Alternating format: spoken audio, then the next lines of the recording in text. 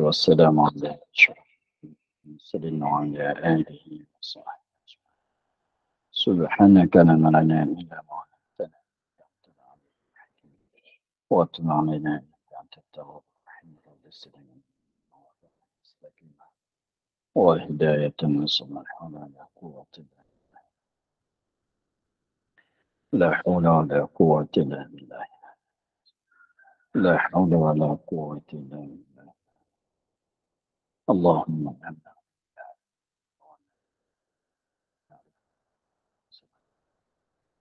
وإلهم الملائكة المقربين وخمسين من سبحانه وتعالى وعلمنا أسرار حكمتك يا رب العالمين رب اشرح لي صدري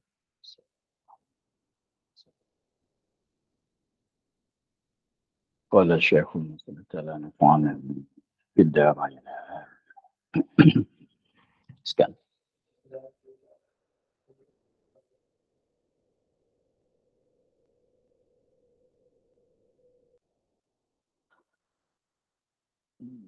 dan tiada tersembunyi bahwasanya kata musannif i'lam itu yang mana matan tu matan Barahin ialah katanya i'lam annal hukmal aqliya yanhasiru fi salasati aqsam. Kalau tak mampu nak hafal bahasa Arab ni, kita hafal yang terjemuh boleh. Ketahui olehmu bahawasa hukum yang bangsa akal itu tersimpan ia pada tiga bagai itu terjemah dia.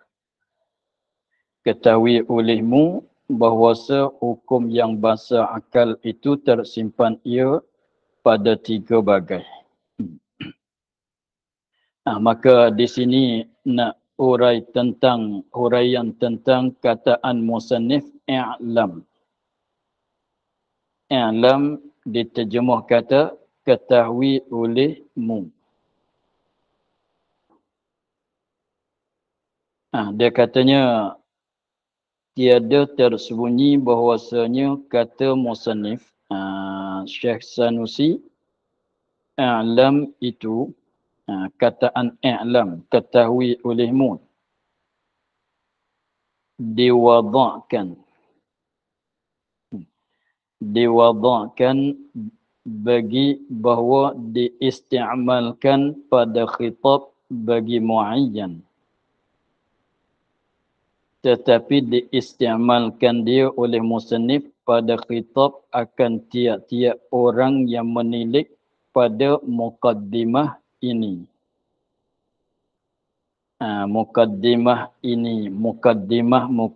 tu dimaksudnya ialah matan Barahin. Dia panggil muqaddimah. Jadi kitab ni biasanya dia panggilnya begitu.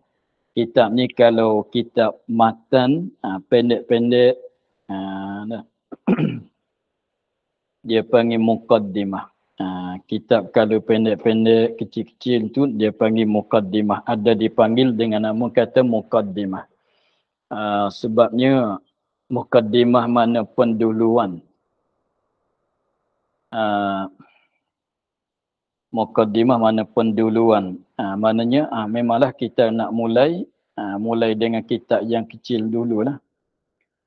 Tapi yang kitab kita Aqidatun Najin ni sebagai syarah dia jadi rasanya kena hurai panjang di sini tu sebab ini bersangkutan dengan kaedah ilmu saraf, ilmu nahwu dan ilmu saraf. Dan bersangkutan juga dengan ilmu ma'ani.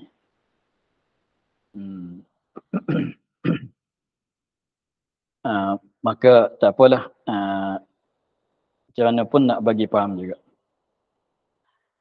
Dia katanya perkataan musannif i'lam. I'lam mana ketahui olehmu. Diwada'kan, yani dihantarkan. Dihantarkan. Dihantarkan bagi bahawa diistiamalkan, digunakan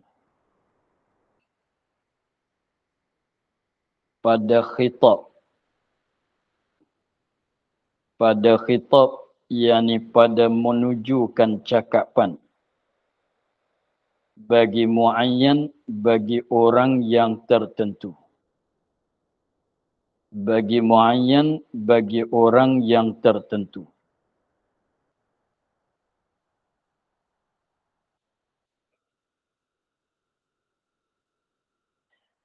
Sikit. Kita tak apalah kalau tak pernah belajar nahwu saraf pun tak dapat tidak kena sentuh juga. Dia begini. Dia dalam bahasa Arab ni, dia kalau nak cakap dengan seorang lain, dia nak sama dengan bahasa Inggeris. Kalau benda tu satu lain, benda tu banyak lain. Kalau perbuatan tu lain, kalau tengah-tengah buat tu dia tak ada tambah lagi. Tu dia ada tasrif dia. Maka dalam ilmu saraf pun lebih dalam bahasa Arab tu banyak pada tu lagi cara ubahan dia. Maka i'lam ni dia ambil daripada alimah, makna tahu. Tapi kalau nak suruh orang tahu tu dia kata i'lam dengan bentuk fi'il amar. Lepas tu dia kalau nak suruh, nak tuju kepada orang seorang saja dengan secara tentu, dia guna a'lam. Kalau nak suruh dua orang, kena kata i'lama, hendak mengetahui oleh kedua kamu.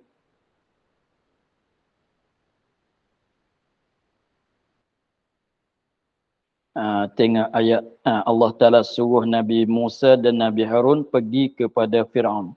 Izhaba, tak ada kata izhaba hendak pergi oleh kedua kamu, Musa dan Harun. Kalau nak suruh orang ramai, 3 ke atas, itu kalau lelaki. Kalau lelaki, dia kata a'lamu, hendak mengetahui oleh kamu. Lepas tu di sini maknanya dia kata i'lam. Asalnya hantaran kelimah i'lam, mana bentuk dia ni. Tu wad' hantaran. Dibentukkan lafaz i'lam ni dengan secara asalnya untuk nak tuju kepada seorang yang tertentu. Jadi i'lam dan fi'il yang sama dengan dia ni dibentukkan jadi sebuah kalimah i'lam. Itu makna dihantarkan. Dibentukkan untuk gunaan dianya ialah nak tujukan cakapan kita, nak tujukan arahan kita kepada seorang yang tertentu. Itu makna muayyan, orang yang tertentu. Misalnya kita nak suruh anak kita seorang, kita nak suruh dia tahu benda apa-apa. Kita kata, ketahui olehmu, anakku yang bongsu ini, bahasa nenek engkau nama Muhammad bin, katalah.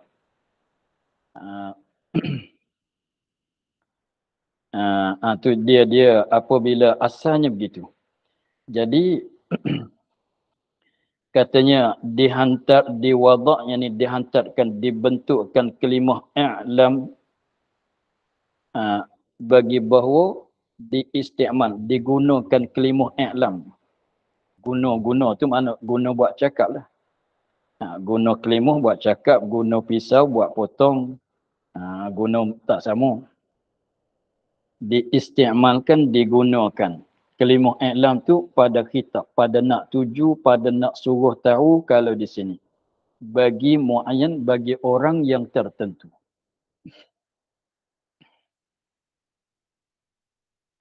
Jadi kalau kita mengikut begitu maka tidak bolehlah. Sebab kitab ni bukan dia karang untuk seorang yang tertentu.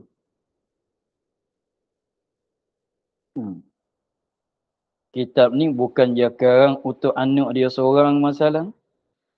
Atau seorang murid dia yang tertentu masalah. Orang lain tidak. Bukan begitu. Bahkan kitab ni dia karang untuk siapa? Orang ramai. Orang Melayu, orang Arab pun dia nak bagi belajar kitab dia semua lah. Bukan nak tuju pada seorang yang tertentu. Bukan. Tapi kitab ni dikarang untuk orang ramai. Lelaki, perempuan, Arab, Melayu sama. Bangsa lain pun sama. Bukan dikarang untuk semua orang Islam. Boleh belajar kitab dia.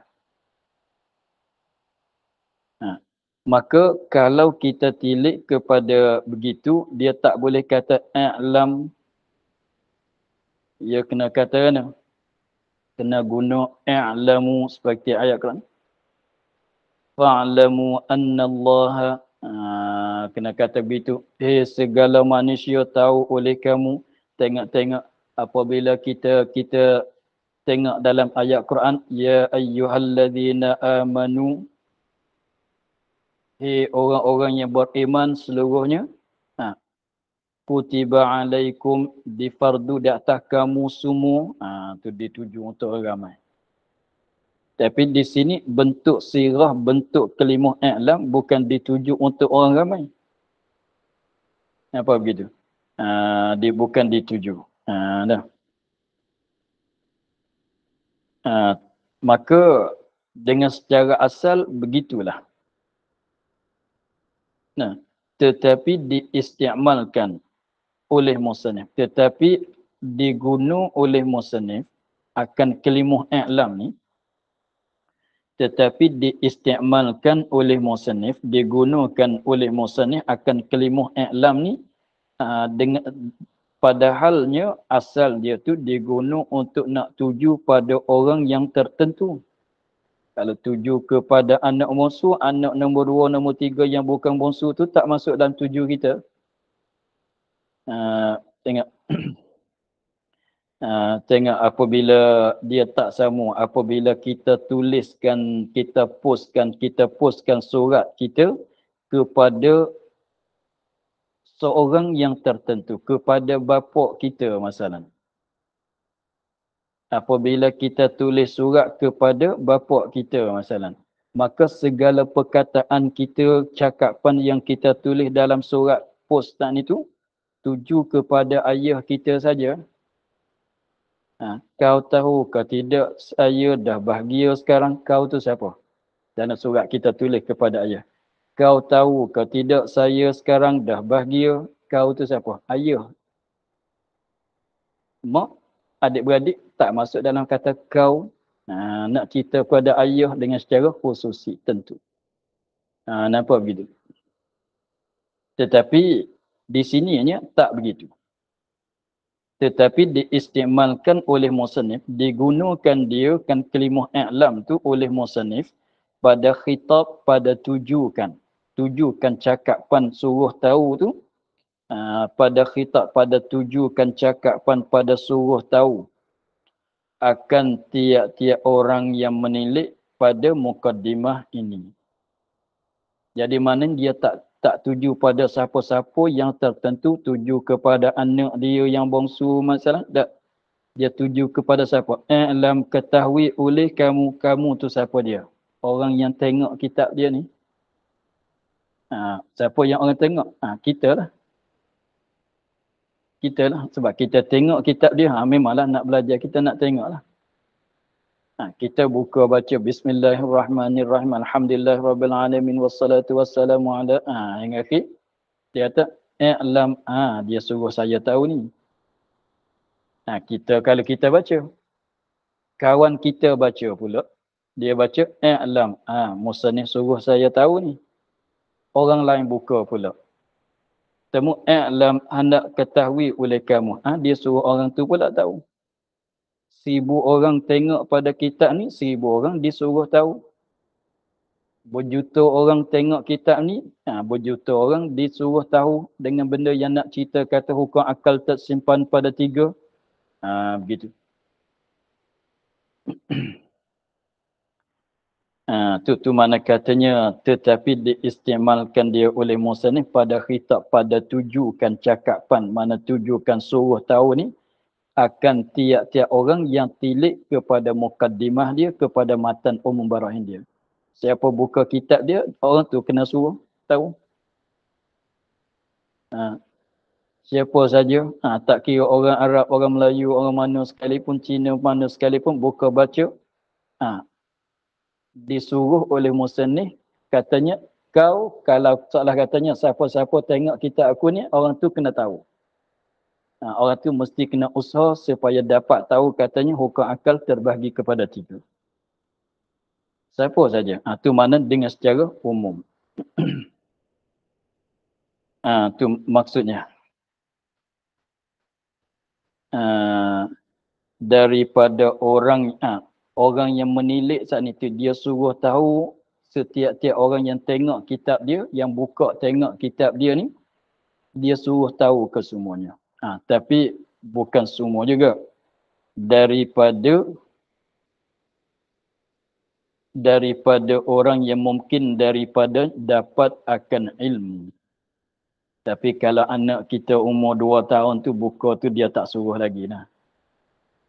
Dia tak suruh. Katanya seluruh siapa anak yang 2 tahun main-main kitab kita, dia buka tengok, ayah baca apa bacaan ni.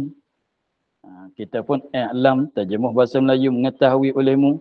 Adik musannif suruh adik tahu juga ni. Dia tak boleh nak tahu lagi masa tu kan. Tak boleh nak tahu lagi. Jadi maknanya tuju kepada semua orang yang tengok kepada kitab dia. Tapi orang mana yang tengok kitab dia yang dia tuju suruh tahu ni, orang yang mungkin nak dapat ilmu kalau dia belajar. Jadi pada maknanya, ketahui olehmu, kamu tu siapa dia? Mu tu siapa dia? Orang-orang yang mungkin daripadanya dapat akan ilmu.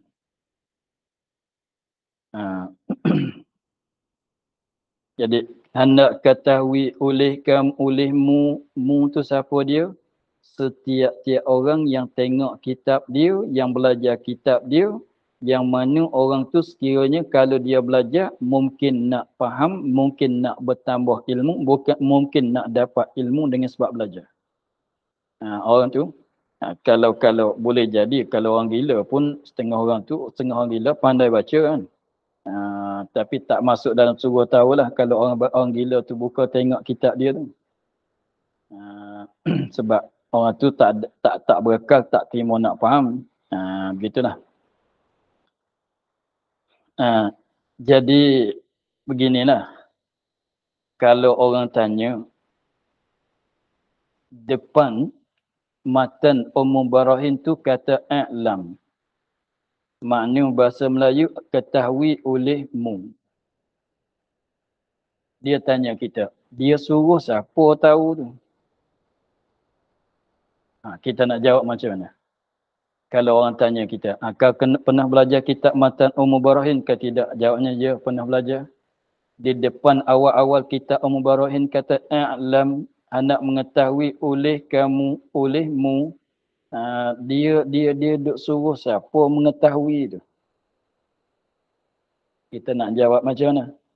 Kita jawab kata Imam Sanusi suruh setiap-tiap orang yang buka tengok kitab dia, dan orang itu mungkin nak dapat ilmu kalau dia usaha belajar. Suruh orang tu. Kita jawab gitu. Itulah. Bermula makna pengetahuan, hendak mengetahui olehmu, hendak mengetahui apa makna tahu. Kena tahu apa tahu tu. Apa pengertian tahu? Kalau ilmu dalam bahasan sifat Allah, mana satu jenis sifat yang ada, yang sedia, itu lain pula makna dia.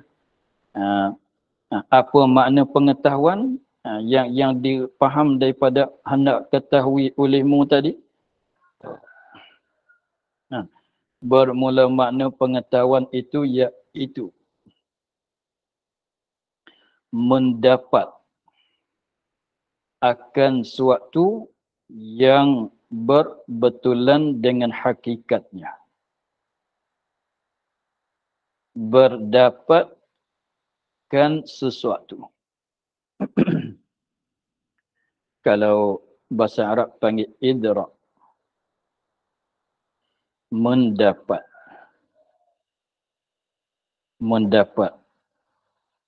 Ini kena urai juga ni. Mendapat. Kalau kita bekerja, kita dapat duit. Itu pun panggil dapat ke kan? Kalau kita bekerja, apabila sampai masa dibuka gaji, kita dapat duit. Dapat juga panggil. Tapi dapat duit masuk tangan kan. Boleh pegang lah. Apabila kita ambilkan garam, letak kat lidah.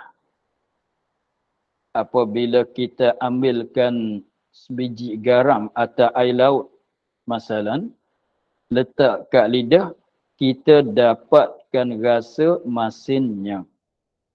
Dapat juga. Tapi berbeza dengan dapat duit kan. Tapi bahasa kita panggil dapat.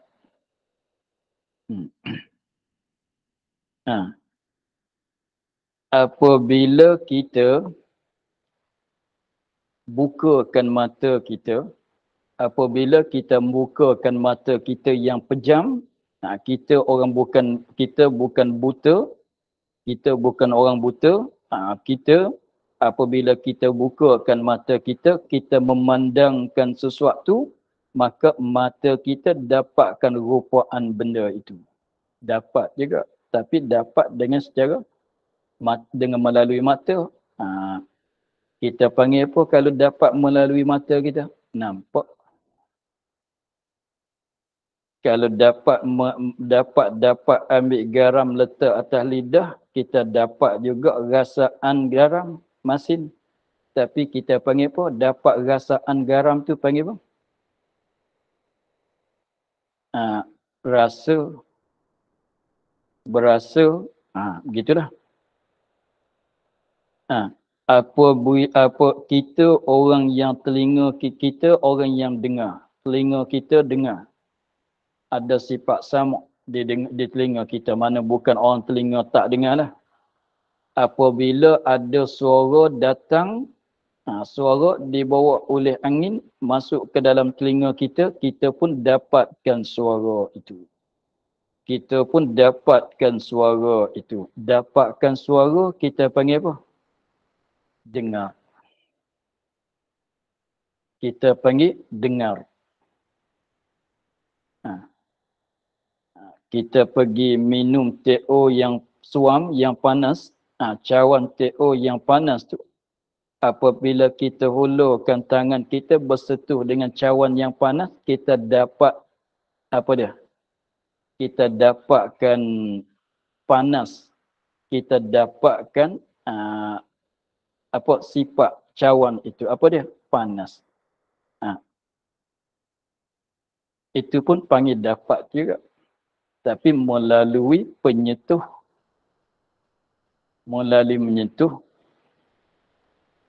Lepas tu,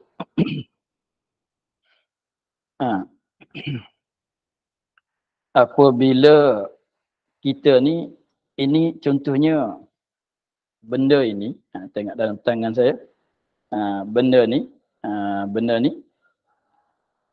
kita tak pernah tengok. Kita tak pernah tengok, tak tahu orang guna apa gunaan dia. Kita tak pernah tengok, tak pernah guna. Tak tahu pula apa gunaan dia. Benda ni. Kita pun tanya,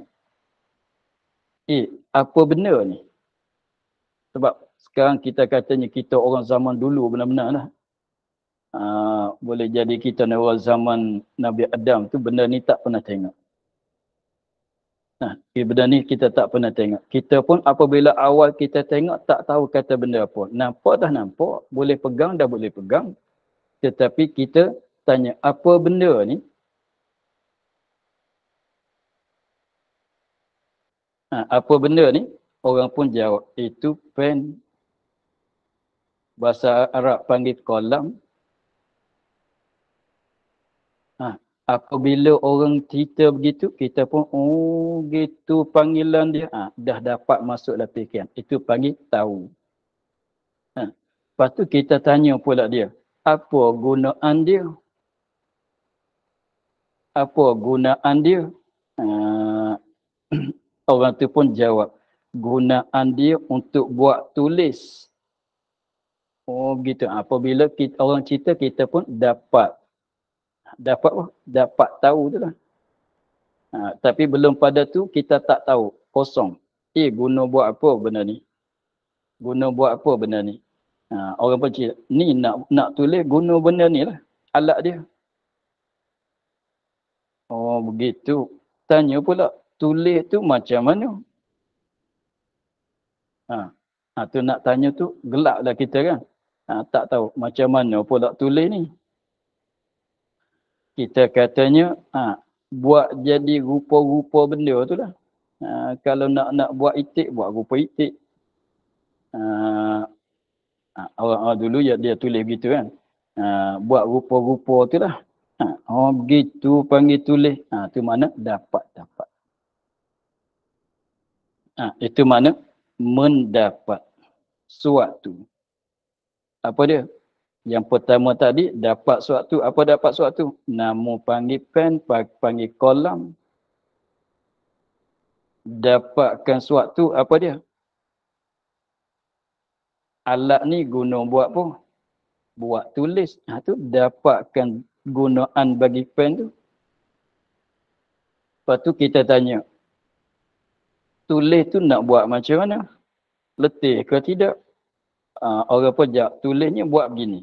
Kita pun dapat cara tulis. Kenapa begitu? Tu panggil dapat. Mana masuk dalam fikiran. Belum pada ni kosong. Apabila masuk dalam fikiran ceritanya, itu panggil kata dapat. Itulah kita panggil tahu.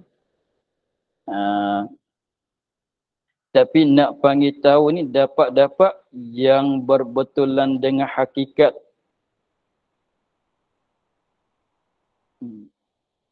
Kalau kita orang tanya ni apa benda ni, kita tanya orang sebab kita tak kenal. Ni apa benda ni? Orang jawab kata itu orang panggil sudu. Ni. Orang kata sudu, kita pun tahu panggil sudu benda ni. Tidak pun jawab itu nak orang panggil pisau. Kita dapat dalam pengetahuan kita kata benda ini adalah panggilnya pisau. Betul ke tidak dengan hakikat dia? Panggilan dia? Tak betul. Itu tak panggil tahu, kena tipu. Itu nak jadi jahil murakab. Lepas tu kalau orang nak main dengan dia, tanya ni apa benda? Orang tu jawab itu nak kena kata sudu. Kita pun ambil, letaklah poket. Apabila jumpa kan, ni saya beli sudu baru. Tunjuk kau, ni saya beli sudu baru. Orang tu gelak. Orang ni tak kenal benda. Itu jadi jahil murakab. Yang berbetulan dengan hakikatnya. Begitulah. Itu nak panggil kata tahu. Dapat masuk dalam fikiran kita tu, dia panggil tahu. Tapi nak jadi tahu tu kena betul. Kalau salah tu tak panggil tahu juga. Kalau benda yang kita pegang tadi, ini sudu orang royaknya, orang ceritanya. Orang cerita kat kita kata itu sudu, mana kita tahu tak dengan nama yang sebenar bagi benda ni. Benda ni kalau kita tahu kata panggilannya sudu, pisau, mana kita tahu tak dengan kita tahu ke tidak nama yang sebenar dia? Tak tahu.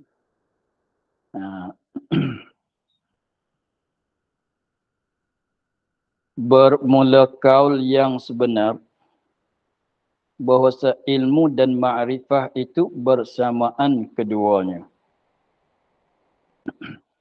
Ilmu, ilmu itulah alima, a'lam, ya'lamu, ilmun, ma'rifah, dah ma'rifah yang biasanya kita terjemuh macam tadi kitab tadi, ma'rifah dia terjemuh dengan kata kenal, kenal.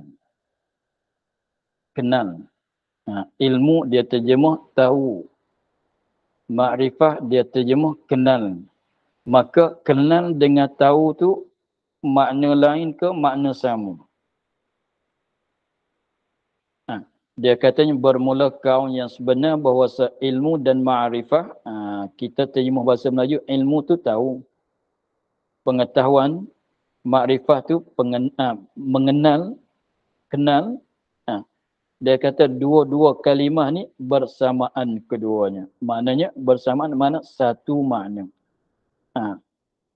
Sebab tu kita tanya, kau kenal ke tidak Zaid tu siapa? Kau kenal ke tidak Pak Cik Zaid tu, Pak Cik Umar tu seorang mana? Siapa? Boleh juga nak tanya, kau tahu ke tidak Pak Cik Umar tu orang mana dia? Sama. Dengan benda ni kita tanya, engkau tahu ke tidak benda ni apa dia? Apa benda? Kau kenal ke tidak benda ni apa benda? Kalau begitu maknanya dua-dua tu satu makna dua lafaz yang bersatu oleh makna.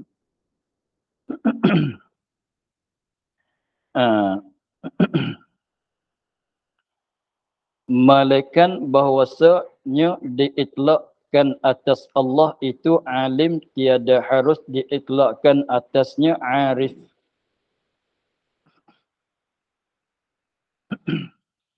Jadi nisbah bagi kita makhluk ni, nisbah panggilan, nisbah bagi kita makhluk ini, nak panggil ilmu, nak panggil makrifah, sama. Tahu dengan kenal tu sama. Tapi terhadap Allah Subhanahu Wa Taala tak boleh guna makrifah kepada Allah, boleh guna ilmu pada Allah. Jadi kalau nak kiranya boleh panggil tahu kepada Allah, tak boleh panggil kenal kepada Allah. Allah kenal saya, jangan cakap gitu. Allah kenal apa keperluan kita, jangan cakap gitu. Makrifah tu kenal makna makrifah. Kena kata Allah tahu, Allah berpengetahuan, Allah ada ilmu tentang perhajatan kita. Begitu. Malaikat bahawasanya diitlak, yakni diguna. Diguna atas Allah, itu alim. Sebab tu kaunuhu aliman. Tiada harus diitlakkan atasnya, atas Allah arif. Tak boleh. Tadi kata satu makna tadi, itu nisbah bagi kita manusia, kita makhluk. Kenapa tak boleh panggil alim pada Allah, tak boleh panggil arif pada Allah? Kerana bahawasa makrifah itu menyeru ia akan mendahulukan jahil, bersalahan ilmu. Kerana makrifah, kerana bahasa kataan makrifah, kenal-kenal tu, menyeru, yani maknanya menyeru, yani membawa kepada makna mendahulukan jahil. Menyeru, yani memberi faham. Menyeru maknanya mengkanaki. Mengkanaki akan mendahulukan jahil. Bersalahan ilmu. Gini. Dia berbezanya begini. Kalau tilik pada makna sama, tapi kalau nak panggil makrifah arif, itu dia asalnya tak tahu kepada tahu. Jadi nak panggil makrifah, nak panggil arif, nak panggil kenal tu asal tak tahu kepada jadi tahu, jadi kenal. Bau nak boleh panggil makrifah. Tapi nak boleh panggil ilmu ni dia kalau mari daripada jahil pun boleh panggil ilmu. Kalau tidak terdulu oleh jahil pun boleh panggil ilmu. Maka Allah mustahil jahil kan. Kalau gitu tak boleh panggil makrifah. Kalau panggil makrifah mana dulu dia tak tahu, sekarang dia tahu. Sebab tu kita cakap. Sebab tu kalau nak kiranya cakapan kita, nak kiranya kita boleh gini, kita kena cakap gini. Saya baru kenal Zaid tu siapa. Saya baru kenal Abdullah tu siapa. Kena kata begitu. Kita katanya, saya baru kenal Tuhan sehari dua ni. Belum pada ni saya tak belajar, saya tak kenal Tuhan.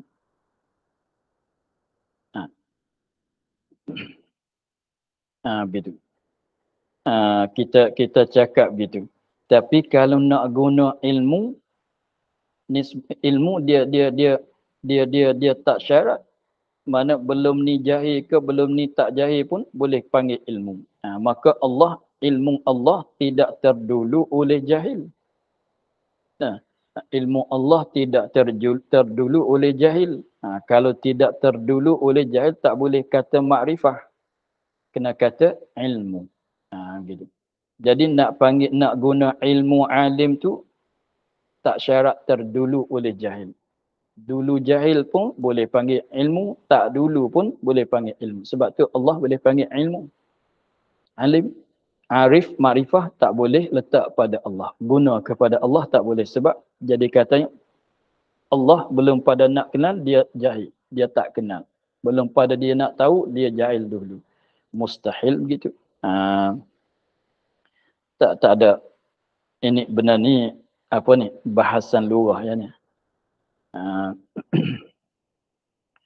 Kemudian katanya, dan keluar dengan kata pengetahuan itu 4 perkara.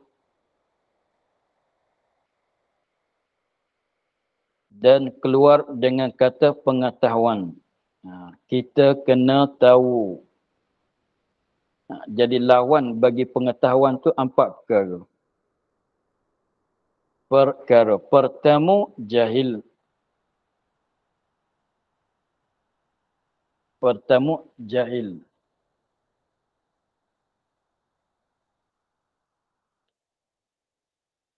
Iaitu jahil terbahagi ia jahil atas 2 bagai. Jahil itu ada 2 macam, 2 bagai. Pertama, jahil basit.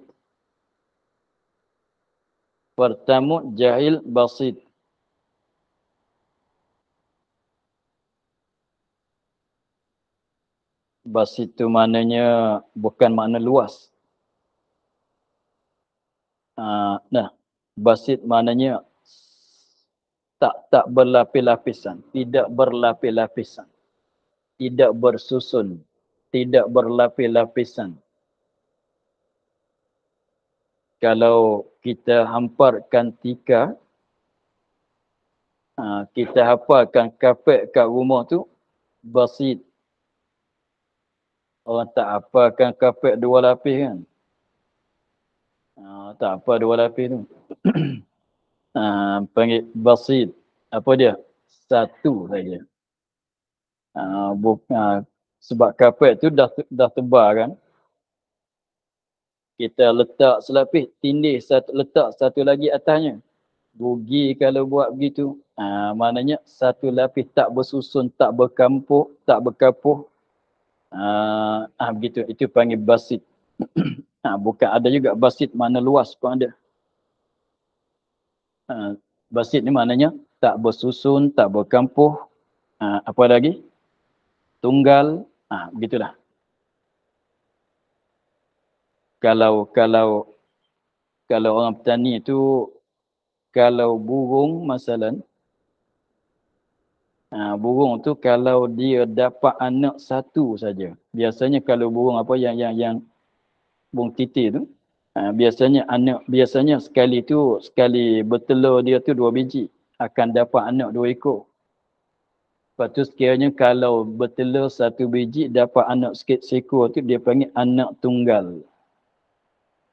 Anak tunggal. Gitulah. Jahil basit namanya. Iaitu tiada mengetahui sekali-kali, mana tak tahu. Tak tahu. Jahil buta orang kata. Tak tahu.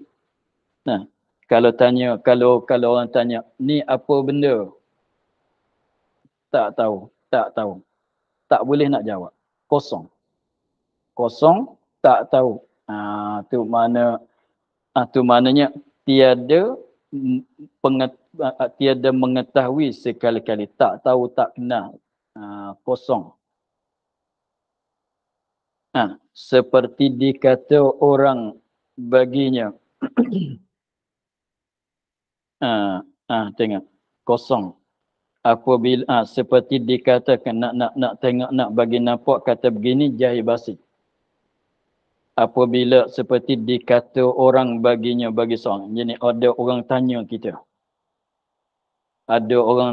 kita. Dia kata macam mana? Apa kata engkau, apa engkau nak kata, apa engkau nak jawab? Alam ini qadim ke atau baru? Dia tanya kita, alam ini qadim ke atau dia tu baru? Tengok dia jawab macam mana. Maka jawab, tengok jawapan dia macam mana, boleh kita letaklah murakkab ke jahil itu, basit ke jahil itu. Dia jawab, tiada aku ketahui sekali-kali. Tak tahu. Bukan sekadar tu dia jawab. Nanti dia tanya kita balik. Apa dia baru? Apa dia qadim? Macam mana nak jawab kepada kita? Dia tanya balik. Apa dia alam ini? Apa dia baru pula? Apa dia qadim? Tu maknanya apa dia? Jahil basit. Kosong. Tapi kalau dia tanya, kalau kita tanya dia, alam ini baru ke qadim? Dia jawab kata qadim. Dia pun jawab, setahu-tahu sayanya alam ini adalah qadim. Itu bukan jahil basit kalau begitu. Salah kan? Salah. Arti dia jawab macam mana? Apakah alam ini baru atau qadim? Dia jawab kata setengah alam tu qadim, setengah alam tu baru. Itu pun apa dia? Salah juga. Maka itu bukan jahil basit. Kedua, jahil murakkab. Murakkab asal makna disusunkan. Disusunkan. Mana bersusun, berlapis. Bersusun. Lepas tu kita ni dah maklum. Sebut kata bersusun, paling kurang kena ada berapa? Sebut kata berlapis, paling kurang kena ada berapa? Satu tak boleh. Satu tak boleh. Tak jadi murakkab, tak jadi bersusun, tak jadi berlapis. Paling kurangnya berapa? Dua ke atas. Begitu. Jadi mana jahil murakkab, mana jahil dua kali jahil. Jahil dua kali jahil. Begitu. Jahil murakkab namanya, iaitu jahil murakkab. Mendapat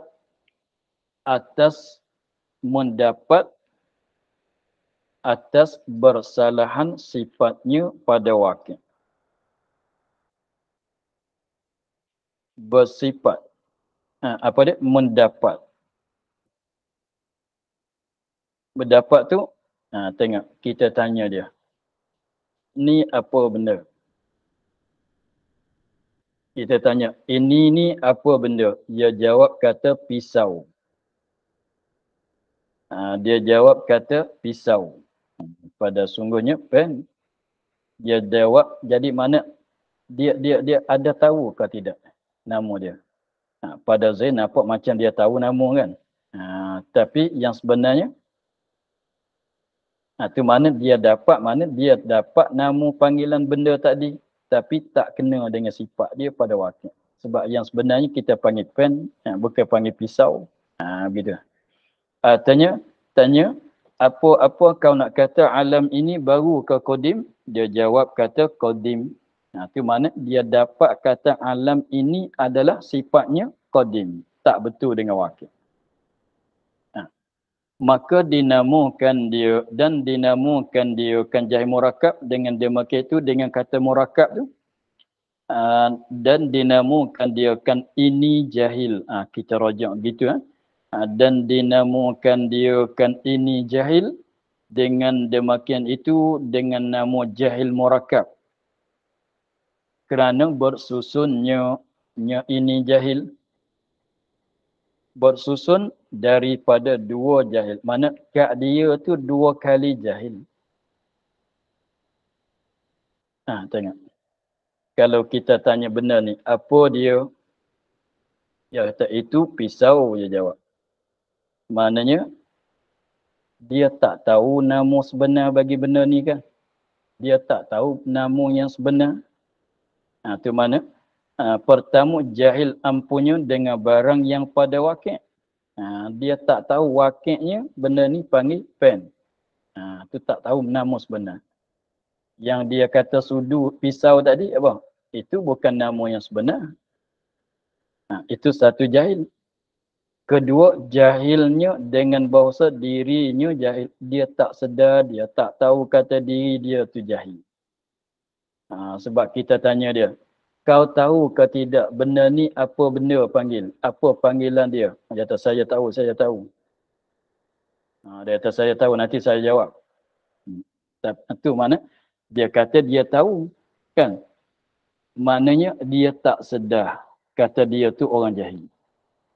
Sebab kalau kiranya kalau dia nak jawab kata sudu, sepatutnya kata saya tak tahu. Gitu. Jahilnya dengan wasa diri dia sendiri tu orang jahil. Kerana sangkanya bahawasa ia yang mengetahui. Sebab tu tanya, kau kenal ke tidak benda ni? Apa nama? Saya tahu, saya tahu. Dia dakwa kata dia tahu. Apabila dia kata dia tahu, maknanya dia tak sedar kata dia tu jahil lah. Seperti i'tiqad falsafah.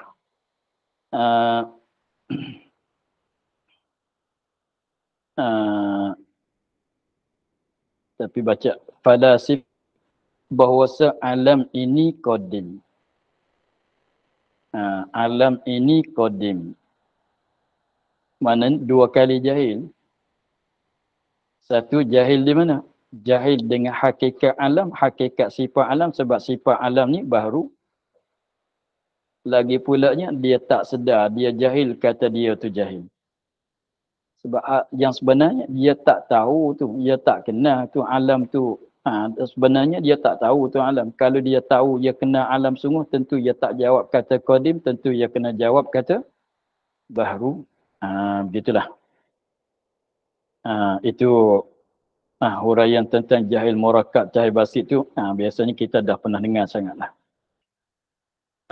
Maka untuk hari ini kita akhir di situ. Pada kata dan yang kedua daripada perkara yang keluar daripada pengetahuan itu syak. Wallahu a'lam. Alhamdulillah. Bismillahirrahmanirrahim. Bismillahirrahmanirrahim. Alhamdulillahirrahmanirrahim. Wassalatu wassalamu ala ashrafil anbiya'i wal mursalin wa ala alihi wa sahbihi ajma'in. Allahumma aftah alaina futuhal arifin wa nawwir qulubana min nurikal karim waj'al amalana khalisatan liwajhikal karim. Allahumma inna nasta'udzu